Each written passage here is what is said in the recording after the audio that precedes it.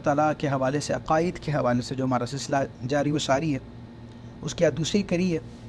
ایک عقیدہ الحمدللہ ہم اس بارے میں ڈیٹیل کے ساتھ الحمدللہ سن چکے۔ اللہ تعالیٰ کے بارے میں دوسرا عقیدہ یہ ہے کہ وہ بے پرواہ ہے، کسی کا محتاج نہیں اور تمام جہان اس کا محتاج ہے۔ ہم اس بارے میں قرآن پاک کی آیت بھی جانتے ہیں، اللہ الصمد، یہ اس کی دلیل ہے۔ اللہ الصمد یعنی وہ بے نیاز ہے، وہ کسی کو جواب دہ نہیں ہے، وہ کسی بھی شخص سے مستغنی ہے، اس کا معنی یہ ہے، ٹھیک ہے۔ تو اس کو کسی کو جواب دہ نہیں ہونا، ٹھیک ہے، اس کو کسی کی مدد درکار نہیں ہے اپنے کام کرنے کے لیے، ٹھیک ہے۔ تو یہ ہمارا عقیدہ ہے سب کا۔ تیسرا عقیدہ کہ اس کی ذات کا ادراک عقلاً محال ہے، کہ جو چیز سمجھ میں آتی ہے عقل اس کو محیط ہوتی ہے اور اس کو کوئی احاطہ نہیں کر سکتا۔ البتہ اس کے افعال کے ذریعے سے اجمالاً تھوڑا تھوڑا اس کی صفات، پھر ان صفات کے ذریعے سے معرفت ذات حاصل ہوتی ہے۔ ہم کسی کے بارے میں کہتے ہیں وہ عارف باللہ ہے، تو کیا اس کا مطلب یہ ہے کہ وہ اللہ تعالیٰ کا ادراک کر پایا؟ نہیں، وہ بس اس کی صفات کو کچھ جانتا ہے، اس لیے وہ عارف باللہ ہے، ٹھیک ہے۔ عارف ہونے کا معنی یہ ہے، ٹھیک ہے۔ عارف ہونے کا مطلب یہ نہیں ہے کہ وہ اپنے رب کو اچھی طرح پوری طرح جانتا ہے، نہیں، اس کی یہ محال ہے۔ اس کی تفصیل سے ہم گفتگو پہلی نشست میں کر چکے ہیں، تو میں اس کی ڈیٹیل میں نہیں جاؤں گا۔ آپ کو پتہ ہے کہ میں کیا کہہ رہا ہوں، کہ اس کا ادراک بہرحال نہیں ہو سکتا۔ میں نے آپ کو لاسٹ میں بتایا تھا جو سمجھ میں آ جائے وہ خدا ہو ہی نہیں سکتا۔ پھر اس کی صفتیں نہ عین ہیں نہ غیر۔ اس کا مطلب کیا ہے؟ اس کا مطلب یہ ہے کہ صفات اسی ذات ہی کا نام ہو، ایسا نہیں ہے، اور نہ اس سے کسی طرح نحو وجود میں جدا ہو سکیں کہ نفس ذات کی متقاضی ہیں اور عین ذات کو لازم۔ اس کو مطلب سمجھا دیتا ہوں۔ اس کا معنی یہ ہے کہ جیسے کیا آپ پھول کو خوشبو کہہ سکتے ہیں؟ نہیں۔ کیا آپ خوشبو کو پھول کہہ سکتے ہیں؟ کیا آپ دونوں کو جدا کہہ سکتے ہیں؟ نہیں۔ کیا بات! تو اللہ تعالیٰ کی صفات اور ذات کے حوالے سے، یا اس کی ایک اور مثال لے لیجئے کہ جس وقت جلیبی بنتی ہے، آپ نے جلیبی بنتے دیکھی ہوگی، یا جلیبی بن جاتی ہے تو پہلے وہ میٹھی نہیں ہوتی، اس کا ایک پروسیس ہوتا ہے کہ جب وہ بن جاتی ہے تو اس کو شیرے میں ڈبو دیا جاتا ہے، ٹھیک ہے۔ تو جس وقت وہ شیرے کے اندر ہوتی ہے، کیا آپ شیرے اور جلیبی کو الگ الگ کہہ سکتے ہیں؟ کیا آپ یہ کہہ سکتے ہیں کہ جلیبی شیرہ ہے یا شیرہ جلیبی ہے؟ نہیں، ٹھیک ہے، لیکن دونوں الگ الگ ہیں۔ جو ان کو ایک کہے گا وہ بھی بے وقوف ہے، جو ان کو جدا جدا کہے گا وہ بھی بے وقوف ہے۔ یہ ایک مثال سمجھائی میں نے آپ کو۔ تو بلا تمثیل، یہ جب بھی ہم بلا تمثیل کہتے ہیں، ہمیشہ آپ کے ذہن میں آیت آ جانا چاہیے جو میں نے آپ کو پہلے دن بتائی تھی، لیس کمثلہ شیء۔ اللہ تعالیٰ کی کوئی بھی مثال نہیں ہو سکتی، یہ ہمارا عقیدہ ہے۔ لیس کمثلہ، کوئی شے اس کی مثال جیسی نہیں ہے، یہ بات ذہن میں رہنی چاہیے آپ کے، ٹھیک ہے۔ بلا تمثیل، کیونکہ اس کے ہم اس کے ساتھ کی مثال جوڑ نہیں سکتے۔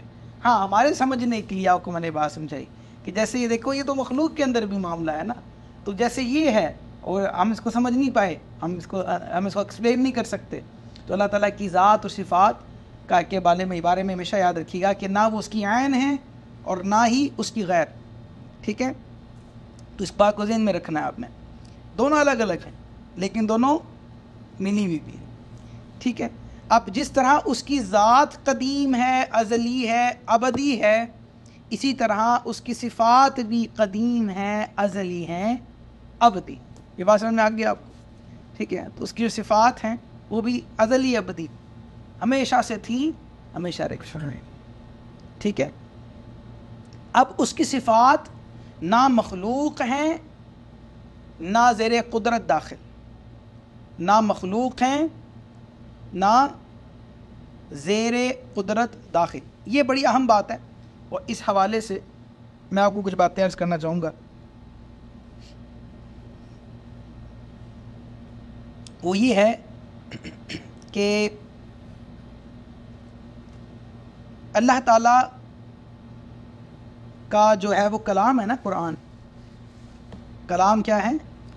کلام صفت ہوتی ہے نا کسی شے کی، ٹھیک ہے۔ دیکھنا بھی صفت ہے، سننا بھی صفت ہے، بولنا بھی صفت ہے نا، ایٹریبیوٹس ہیں ہمارے۔ تو اللہ کا کلام ہے قرآن، اس کی صفت ہے، اس لیے کہتے ہیں کہ وہ مخلوق نہیں ہے، کیونکہ مخلوق کی تعریف آپ لوگ جو سمجھتے ہیں وہ عام لوگوں سے جدا ہونی چاہیے، کیونکہ جو دین کا طالب علم ہے اس کو یہ بات معلوم ہے جب ہم مخلوق کہیں گے تو اس کا مطلب ہے کہ یہ فنا کے قابل ہے۔ مخلوق کا مطلب کیا ہے؟ فنا کے ہاں، اس کو فنا ہے۔ جو مخلوق نہیں ہے، جو یعنی جو قدیم ہوگی اس کو بقا ہے، جو حادث ہے اس کو تو فنا ہے، ہر حادث کو فنا ہونا ہے، ہر حادث کو، یہ لازمی بات ہے نا۔ جو مخلوق ہے، جو مخلوق ہے وہ ہمیشہ سے نہیں اور ہمیشہ نہیں رہے گا، یہ بات سمجھ میں آتی ہے نا؟ جی۔ لیکن اللہ کی صفات ابھی ہم نے پڑھ لیا، وہ ہمیشہ سے تھی، ہمیشہ رہے گی۔ تو قرآن اس کا کلام ہے، یہ ہمیشہ سے تھا اور ہمیشہ رہے گا۔ یہ معتزلہ ایک فرقہ گزرا ہے، ٹھیک ہے، جو قرآن کو مخلوق کہتے تھے، اور امام اعظم رضی اللہ تعالیٰ عنہ اس حوالے سے لڑتے رہے اور ان کو قید و بند کی صحبتیں برداشت کرنا پڑی، اور پھر اسی طرح سے جو ہے حضرت امام مالک رحمۃ اللہ تعالیٰ علیہ ان کو کوڑے پڑتے تھے، ان کے مناظرے ہوتے تھے۔ امام احمد بن حنبل کا بڑا مشہور واقعہ ہے، حضرت امام احمد بن حنبل نے بہت سختی کاٹی ہے اس حوالے سے، ٹھیک ہے، اور آپ کا تو بہت زیادہ اس حوالے سے آپ کا مناظرہ مشہور ہے کہ وہ خلیفہ کے ساتھ آپ کا باقاعدہ مناظرہ ہوا، ایک لمبی تفصیل ہے، پھر سرکار علیہ السلام خود تشریف لے کر آئے خواب میں اس خلیفہ کے، اور کہا کہ جو امام احمد بن حنبل کہتا ہے وہی درست عقیدہ ہے، تو پھر اس نے توبہ کی۔ تو کہنے کا مقصد یہ ہے کہ یہ ایک ایسا فتنہ تھا جو بہت زیادہ پھیلا ہے کسی وقت میں، اور اس میں پھر جو اہل حق تھے ان اہل حق کو بہت سی صعوبتیں برداشت کرنا پڑی، ٹھیک ہے۔ اور آپ کو میں مزے کی بات بتاؤں، کوئی بھی بندہ کہتا نا کہ یار میں اکیلا ہی رہ گیا ہوں، تو کبھی یہ بات ذہن میں آئے تو ہمیشہ امام احمد بن حنبل کو یاد رکھا کریں۔ امام احمد بن حنبل وہ شخصیت تھے کہ آپ کے سامنے حکومت اور طاقت اور پاور، حکومت ہے نا، تو گورنمنٹ باڈیز جو تھی وہ آپ کے سامنے تھی اور آپ ایک اکیلے تنے تنہا تھے، لیکن آپ تنے تنہا کھڑے رہے۔ آج دیکھ رہے ہیں حکومتوں کے نام زندہ نہیں ہے، امام احمد بن حنبل کا نام زندہ ہے، سمجھے؟ تو بزرگوں نے اس لیے کہا تھا کہ سواد اعظم اگر اکیلا بھی ہوگا نا کوئی شخص تو سواد اعظم ہی ہے، تب بھی وہ بڑا گروہ ہے، تب بھی بولا کہ ان میں بڑا گروہ ہمیشہ ٹھیک ہوگا۔ کوئی ایسا وقت آ جائے کہ سب چھوڑ جائیں، تنے تنہا آپ رہ جائے، تو آپ ہی اہل سنت ہیں، اکیلے اہل سنت ہیں، سمجھ رہے ہیں؟ تو یہ ایک بڑا فتنہ رہا ہے ایک وقت میں۔ ابھی بھی یاد رکھیے گا، قرآن مخلوق نہیں ہے، یہ ہمارا اہل سنت کا عقیدہ ہے۔ مطلب کیا ہوا؟ مطلب یہ ہے کہ جو قرآن کے اوپر جو لفظ لکھے، ابھی اس کی تفصیل آ جائے گی، میں آپ کو انشاءاللہ عرض کر دیتا ہوں۔ تو ذات و صفات کے سوا سب چیزیں حادث ہیں، یعنی پہلے نہ تھیں اور پھر موجود ہوں، پہلے نہ تھیں اور پھر، اچھا یہ ایک جملہ میں نے بولا تھا، یہ زیر قدرت داخل ہونا، ان اللہ علی کل شیء قدیر کا ترجمہ عموماً عوام میں معروف یہ ہے کہ وہ ہر چیز پر قادر ہے۔ یہ ترجمہ یوں نہیں ہے، جو اہل علم حضرات ہیں، جو کہ آپ طالب علم ہیں، طالب علم حضرات کی جو انڈرسٹینڈنگ ہے وہ ڈفرینٹ ہونی چاہیے نا تھوڑی سی۔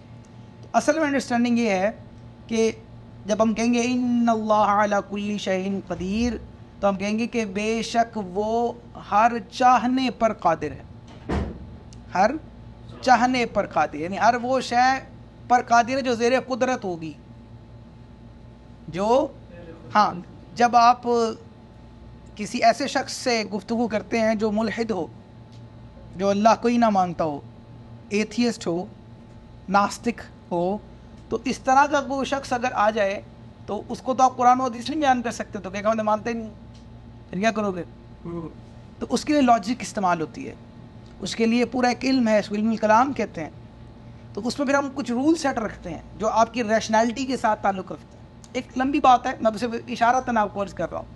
اس میں تین باتیں بڑی اہم ہوتی ہیں، ایک چیز وہ ہوگی جو ممکن ہوگی، ایک چیز وہ ہوگی جو محال ہو، ٹھیک ہے، زیر قدرت ہونا یا نہ ہونا ایک معاملہ ہے۔ تو کچھ چیزیں ایسی ہیں جو اللہ کے لیے اس نے محال رکھی، اس کے لیے محال ہے، یہ نہیں ہوگا، یہ ہو نہیں سکتا، سمجھ رہے ہیں؟ جیسے کیا کوئی اللہ اپنے علاوہ دوسرا اللہ بنا سکتا ہے؟ نہیں، تو ہم کہیں گے یہ زیر قدرت داخل نہیں ہے۔ اس کے لیے جملہ کیا کہیں گے؟ یہ زیر قدرت داخل نہیں، کیونکہ اس نے خود کیا دیا واحد ہے اور اپنے وعدے سے پھرتا ہی نہیں، یہ دلیل ہے اس بات کی. سمجھے؟ اسی طرح کچھ لوگوں نے کہا چونکہ وہ ہر چیز کر سکتا ہے تو پھر لوگ اپنی حد سے بڑھے. انہوں نے اپنی کتابوں میں لکھا کہ اللہ جھوٹ بھی بول سکتا ہے. نہیں، ایسا نہیں ہے. کیونکہ ہم کہتے ہیں سبحان اللہ، ہم کیا کہتے ہیں نا، اس کا مطلب کیا ہے کہ وہ ہر عیب سے پاک ہے. وہ ہر عیب سے پاک. اللہ اکبر. جب ہر عیب سے پاک ہے وہ سبوح قدوس ربنا رب الملائکۃ وہ پڑھتے ہیں نا، تو سبوح ہے، وہ قدوس ہے. ٹھیک ہے، اس کے بڑے پیارے صفات، بڑی پیارے اسماء ہیں. یہ ساری باتیں قرآن میں موجود ہیں نا. تو اس کا مطلب یہ ہوا کہ وہ ہر عیب سے پاک ہے. کس نے لکھا؟ اب یہاں بچے تو کوئی بھی نہیں بیٹھے. کتاب میں یہ لکھا، اس میں یہ لکھا کہ یہ اللہ معاذ اللہ زنا کرنے پر بھی قادر. اور 2-3 باتیں بھی ہیں، میں وہ نہیں کہہ رہا. یہ باتیں لکھی ہیں، یہ بات سمجھ رہے ہیں. اس نے کہا کہ معاذ اللہ یہ سب، تو یہ اس کی طرف ہم ایسا نہیں کہہ سکتے کیونکہ وہ عیب کا تعلق اس کے ساتھ نہیں ہے. ٹھیک ہے، وہ ہر عیب سے پاک ہے. وہ ہر عیب سے پاک ہے. اللہ ہر عیب سے پاک ہے. تو یہ زیر قدرت داخل نہیں ہو سکتے. تو اس لیے جب بھی ہم کہیں گے ان اللہ علی کل شیء قدیر، تو اس کا مطلب کیا ہوگا؟ اس کا اصل میں معنی یہ ہوگا کہ وہ ہر زیر قدرت ہے، ہر چاہنے پر قادر. ہر چاہنے پر قادر. جو وہ چاہتا ہے تو یہ تو نہیں چاہے گا کہ اس نے خود کھایا، وہ یہ نہیں چاہے گا. ٹھیک ہے، ہر چاہنے پر قادر ہے. یہ اس کا اصل ترجمہ ہے. ٹھیک ہے، تو بہرحال اس کی کوئی تفصیل آگے بھی آئے گی، میں اس کو مزید تھوڑا سا اور کھول دوں گا انشاءاللہ العزیز. بہرحال تو سمجھ میں آ گیا کہ جو صفات الہی کو کوئی مخلوق کہے، صفات الہی کو کوئی مخلوق کہے یا حادث بتائے تو وہ گمراہ بد دین ہے. وہ گمراہ بد دین ہے. یہ ہمارا عقیدہ ہے، اس والے کو ذہن میں رکھیے گا. اچھا، جو عالم میں سے کسی شے کو قدیم مانے یا اس کے حدوث میں شک بھی کرے گا وہ کافر ہے. عالم میں کوئی کسی شے کو قدیم مانے، ہمیشہ سے تھا ہمیشہ رہے گا ایسا مانے، یا اس کے حدوث میں شک کرے تو کافر ہے. اللہ اس کی صفات کی سفارش ہے حادث ہے. بس یہ بات ذہن میں رکھیے، اس میں شک بھی نہیں کرنا. یہ ہمارا عقیدہ ہے. ٹھیک ہے، نہ وہ کسی کا باپ ہے، نہ بیٹا، نہ اس کے لیے بیوی، یعنی اس کے لیے کوئی بیوی نہیں. جو اسے باپ یا بیٹا بتائے یا اس کے لیے بیوی ثابت کرے وہ کافر ہے. کون ہے؟ وہ کافر ہے. جو ممکن بھی کہے گمراہ بد دین ہے. تو کیا میں کہتا تمہیں لیکن ہو سکتا ہے، یہ میں نے کہا یہ زیر قدرت داخل نہیں ہے. ہو سکتا بھی نہیں کہیں گے. جو ایسا کہے وہ گمراہ بد دین ہے. جو ممکن بھی کہے وہ گمراہ بد دین ہے. اس بات کو ذہن میں رکھیے گا. اور اس میں وہی بات بڑی معروف ہے، لم یلد ولم یولد. ٹھیک ہے، یہ آپ کے ذہن میں رہنی چاہیے. یہ آسان دلائل میں آپ کو عرض کر رہا ہوں تاکہ آپ کو پتہ ہونا چاہیے یہ بات. سورہ جن کے اندر رب نے فرمایا مَتَّخَذَ صَاحِبَةً وَلَا وَلَدًا. ٹھیک ہے، یہ خود قرآن میں کہا اس نے کہ وہ بیوی اولاد نہیں رکھتا. کہنے کا مطلب یہ کہ ساری باتیں آپ کے ذہن میں رہنی چاہیے. اچھا، وہ حی ہے. وہ حی ہے یعنی خود سے زندہ ہے. خود زندہ ہے، کسی نے کیا نہیں ہے، خود سے زندہ. حی کا معنی خود سے زندہ ہے. ٹھیک ہے، اور سب کی زندگی اس کے ہاتھ میں، جسے جب چاہے زندہ فرما دے، جب چاہے موت دے دے. اب آگے وہ بات جو میں نے آپ سے کی تھی زیر قدرت کے حوالے سے. وہ ہر ممکن پر قادر ہے. وہ قادر کس پہ ہے؟ ہر ممکن پر. جو شے ممکن ہے اس کے لیے اس پر قادر ہے. ٹھیک ہے، جو اس کے لیے ممکن ہے اس کے لیے اس دائرے میں رہنا ہے، اس دائرے سے باہر نہیں جا سکتا. وہ ہر ممکن، لوگ کہتے ہیں وہ ہر شے پر قادر ہے. نہیں، ہم کیا کہیں گے؟ وہ ہر ممکن پر قادر. ٹھیک ہے، کوئی ممکن اس کی قدرت سے باہر نہیں. کوئی ممکن اس کی قدرت سے باہر نہیں. جو چیز محال ہے، اب کو محال ممکن سمجھا دیا نا. اب جو چیز محال ہے اللہ اس سے پاک ہے کہ اس کی قدرت اس کو شامل ہو نہیں، اسے محال کہتے ہیں. جو موجود نہ ہو سکے، جب مقدور ہوگا تو موجود ہو سکے گا. یعنی مثلا کیا ہوا کہ جو ہو ہی نہیں سکتا، وچ is impossible in this case. اگر ہوا تو پھر وہ قدرت میں باہر ہوا. ہم کہتے ہیں نا کہ جو محال ہے وہ اس کی قدرت سے باہر ہو. تو اگر وہ ہو ہی جائے, وہ کر ہی جائے, تو پھر محال کیسے ہوا؟ نہیں ہو سکتا نا محال. تو اس کا مطلب یہ ہوا کہ کچھ چیزیں محال ہیں, رب نے اپنے لیے اس کو محال رکھا ہے. اب اسے یوں سمجھ لیں, میں نے آپ کو جیسے مثال لے دی کہ دوسرا خدا ہونا یہ محال ہے, ٹھیک ہے. اور ظاہر اگر ہم کہیں گے کہ زیر قدرت ہوگا, اگر ہم یہ کہیں کہ نہیں بھی زیر قدرت ہے ہو سکتا ہے, تو محال کیسے رہا؟ اگر ہم کہہ ہی رہے ہیں کہ وہ ہو سکتا ہے تو محال کیسے رہا؟ نہیں, یہ محال ہے, یہ نہیں ہوگا, نہ ہو سکتا ہے, ٹھیک ہے. اور اس کو محال نہ ماننا دراصل وحدانیت کا انکار ہے. جو اگر آپ یہ کہتے ہیں کہ نہیں ہو تو سکتا ہے, تو پھر آپ کا توحید کہاں گیا؟ سمجھے؟ توحید کا تو معنی ہی ہے کہ آپ وحدانیت مانتے ہیں نا. تمہارا عقیدہ بنیادی بیس بات ہی ہے. لا الہ الا اللہ کا کیا معنی رہے گا پھر؟ اب کیا کہہ رہے ہیں؟ آپ یہ کہہ رہے ہیں کہ کوئی عبادت کے لائق نہیں ہے سوائے اللہ کے. تو اگر ہم یہ کہہ دیں کہ اب یہ ایک طرف یہ کہیں اور پھر کہنے نہیں محال تو نہیں ہے, پھر جو محال تو نہیں کہے گا کوئی, تو پھر تو وحدانیت گئی نا اس کی. سمجھ رہے ہیں؟ تو یہ کچھ رول, سیٹ آف رولز ہیں جو آپ کی ریشنلٹی کے ساتھ تعلق رکھتے ہیں. اگر تحت قدرت ہوگا تو ممکن ہو جائے گی, جس کی فنا ممکن ہے. جیسے یہاں کا نا فنائے باری تعالیٰ محال ہے, فنائے باری تعالیٰ محال ہے. تو اگر کوئی یہ سمجھے گا اور کہے گا کہ نہیں تحت قدرت ہے, یا کہے کہ ممکن ہے, تو اس کی فنا سے انکار ہو جائے گا. تو یہ بات بھی ختم ہوگی, انکار ہو گیا نا اپنے عقیدے بنیادی بات سے. تو ثابت یہ ہو گیا کہ محال پر قدرت ماننا اللہ کی الوہیت ہی سے انکار کر دینا ہوگا. جو کوئی محال پر قدرت مانے اس نے دراصل اللہ کی الوہیت سے انکار کر دیا, اس کے الہ ہونے سے انکار کر دیا. ٹھیک ہے. اچھا, پھر ایک اور رول ہے, ہر مقدور کے لیے ضرور نہیں کہ موجود ہو جائے. مطلب کیا ہوا؟ یعنی اب بہت ساری باتیں ایسی بھی ہیں جو زیر قدرت تو ہیں, لیکن ضروری نہیں ہے کہ وہ ایسا کرے بھی. ٹھیک ہے, یعنی ہر مقدور, ہر وہ چیز جو زیر قدرت ہے اس کے لیے ضروری نہیں کہ وہ ہو. ٹھیک ہے, جیسے ایک ہی وقت میں آپ 3 سورج اگ جائیں, زیر قدرت تو ہے لیکن ضروری تو نہیں ہے کہ ہو جائے. سمجھ رہے ہیں؟ اچھا, البتہ ممکن ہونا ضروری ہے اگرچہ کبھی موجود نہ ہو. ٹھیک ہے, مجھے سمجھ رہے ہیں؟ کر سکتا ہے, قدرت میں ہے.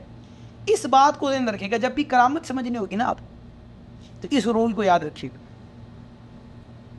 ٹھیک ہے, دیکھو پتھر میں سے اونٹنی پیدا ہو سکتی ہے, ہم کہیں گے نہیں ہو سکتی. نہیں ہو سکتی نا. کیا اللہ اس کی قدرت رکھتا ہے؟ ہاں, لیکن یہ ضروری تو نہیں ہے کہ ہر دفعہ ہی ہو. لیکن اللہ کر سکتا ہے نا, اس سے اس کی الوہیت میں انکار خرابی تو نہیں آئے گی. تو جس کرامت کی یا جس معجزے کی وجہ سے کہیں پہ کوئی بات عقیدے سے ٹکرا جائے, یعنی الوہیت سے ٹکرا جائے, یا فنائیت کی طرف اللہ تعالیٰ کے معاذ اللہ کسی طرح سے گفتگو چلی جائے, یا زیر قدرت سے باہر کوئی بات آ جائے, تو کہیں گے یہ ہم اس کو مانتے نہیں, یہ کرامت نہیں ہو سکتی, یہ معجزہ نہیں ہو سکتا, کیونکہ یہ تو بات کیوں نکل گئی. لیکن اگر اس کے زیر قدرت بھی آ رہی ہے تو پھر کیا مسئلہ ہے, اس کی قدرت میں ہے. سمجھ رہے ہیں؟ ہاں, باپ کی سمجھ میں نہ آنا یہ کوئی شرط نہیں تھی. پھر معجزہ کیسا رہتا؟ معجزہ کو معنی یہ تھا کہ عجز پیدا ہو گیا نا آپ کے, آپ عاجز ہیں اس کو سمجھنے سے, تبھی تو معجزہ ہے. اور ہر نبی, ہر ولی کی کرامت اس کی جس امت میں وہ ہوتا ہے اس کے نبی کا معجزہ ہوتی ہے, یاد رکھیے گا. ہر ولی کی کرامت اس کے نبی کے معجزے کا حصہ ہے دراصل. ہاں, یہ اس کا معجزہ ہی ہے کہ اس کو یہ توفیق اللہ پاک نے عطا فرمائی. تو بتاؤ, یہ سرکار کی شان نہیں بڑھ رہی, کس کی شان بڑھ رہی؟ بات سمجھ رہے میری بات؟ بھائی کسی اللہ کے ولی نے مردہ زندہ کر دیا, کیا زیر قدرت داخل نہیں تھا یہ؟ کیا اللہ نہیں کر سکتا؟ کر سکتا ہے. کیا اس سے کوئی الوہیت کو نقصان ہو رہا ہے؟ نہیں. ٹھیک ہے, کیا اس سے نبی کی شان نہیں بڑھ رہی کہ عیسیٰ علیہ السلام کو بسم اللہ خود فرماتے زندہ ہوتے, یا نبی تو نبی کے جو غلام سچے غلام وہ ٹھڈا مار کے کہیں کو بسم اللہ تو اٹھ جائے, تو حضور کی شان بڑھ گئی. نہیں تو سبحان اللہ, اور نبی تو نبی کے جو بلا تمثیل اگر میں سمجھاؤں آپ کو, کیونکہ کوئی بہت بڑا آدمی ہو نا تو اس سے ہم کہیں یار دیکھو فلاں فلاں کام کروانا ہے, کہ ہاں یہ تم میرے لیے کہہ رہے ہو, یہ تو میرا چھوٹا سا لڑکا بھی کر سکتا ہے, جاؤ کر کے آؤ.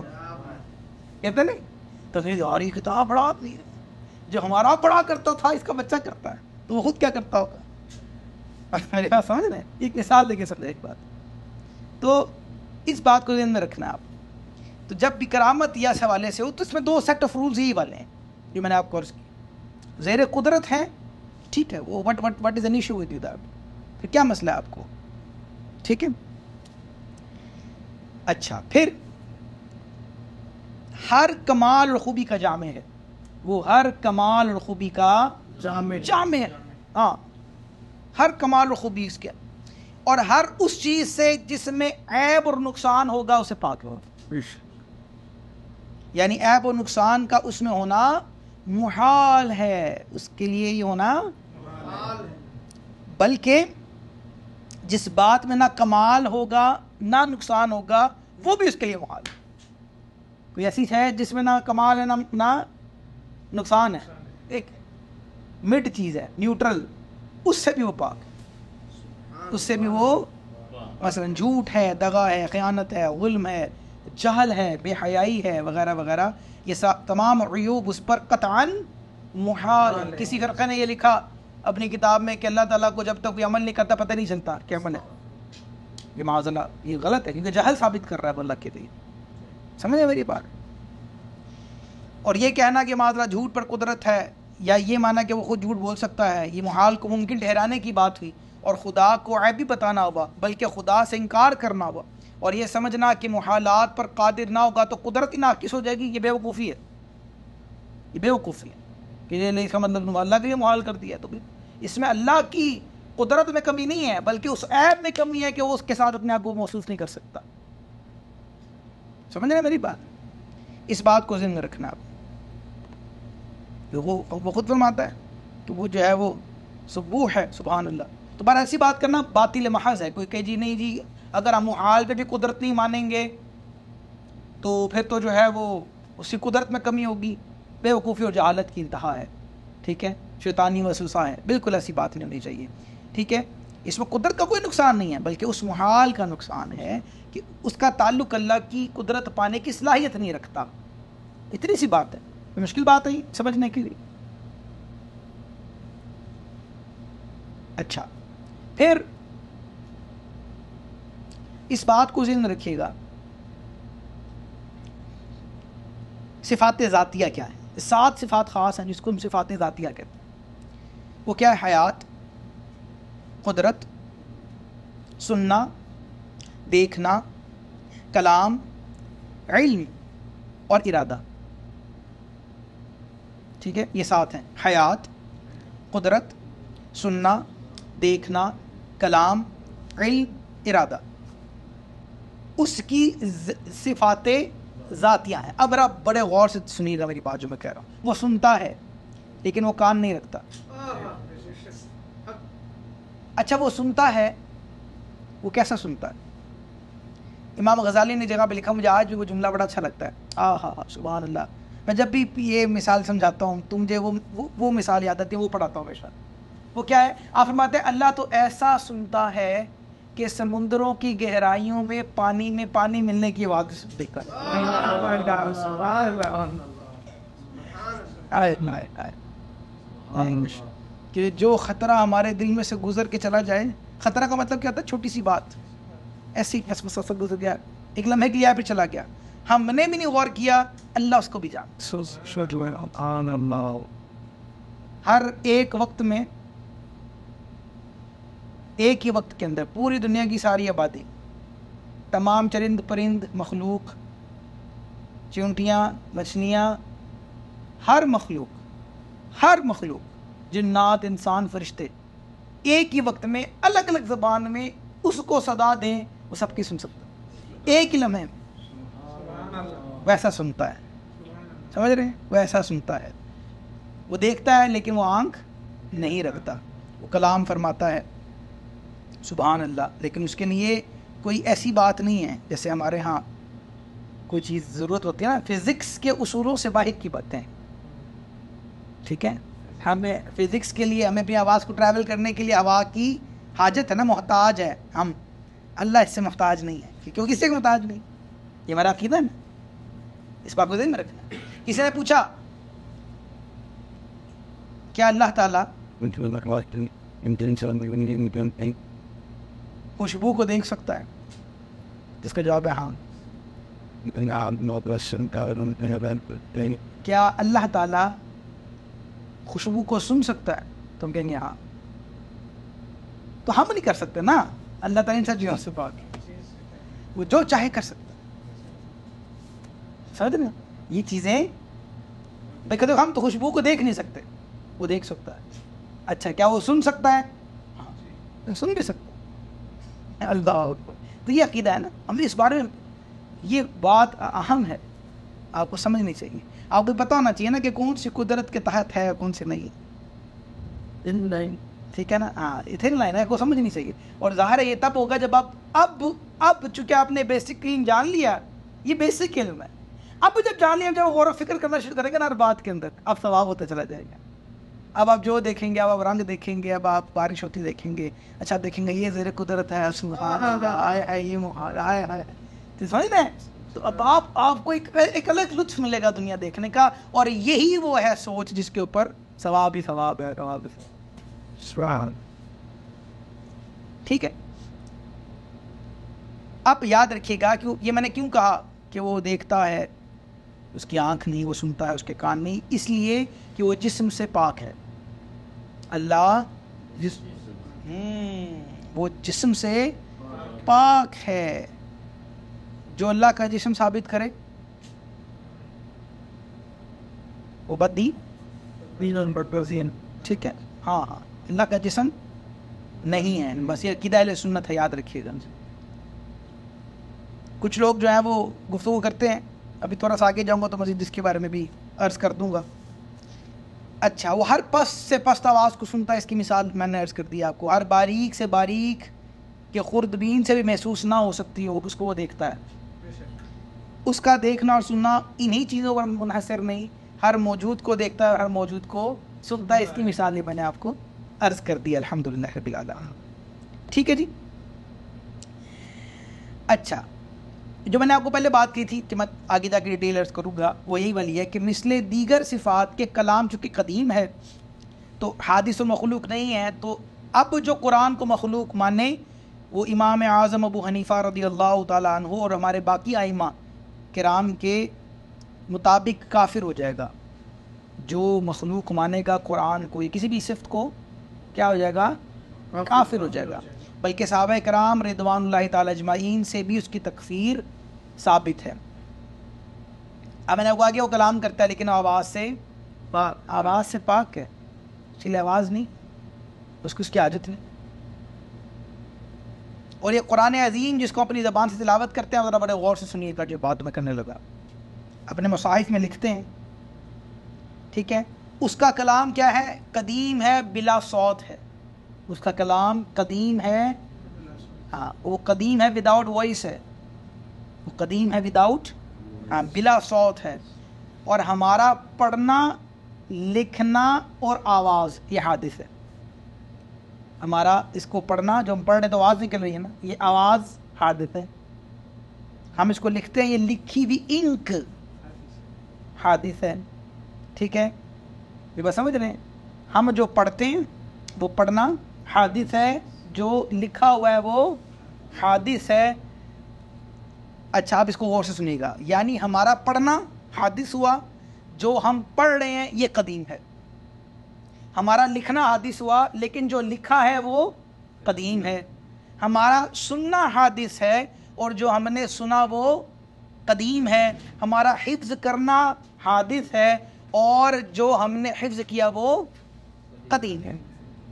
ये उसको समझ में आ गया आपको? इस बात को ध्यान में रखना आपने। उसका कलाम है ना, कलाम उठ जाएगा।